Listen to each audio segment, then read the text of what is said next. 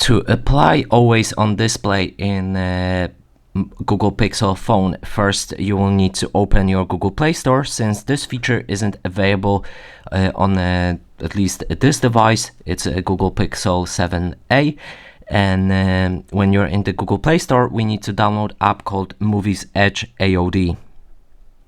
So write down Movies Edge. You can already search it like that. And then there's the app Movies Edge AOD and Edge Lights. We want to install it. After a few moments, when it's installed, you'll be able to open it.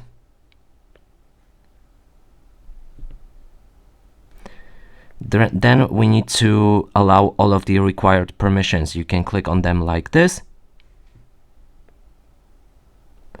Then find your Movies Edge app and allow it. Now we can go back. And right here we can go either for Edge Lights, but we want AOD. So select AOD tab, choose whichever one you like the most and click on it. Now select apply, and our AOD is applied now.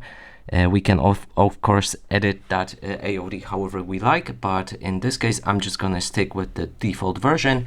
When we lock our device, it should make this AOD visible like this.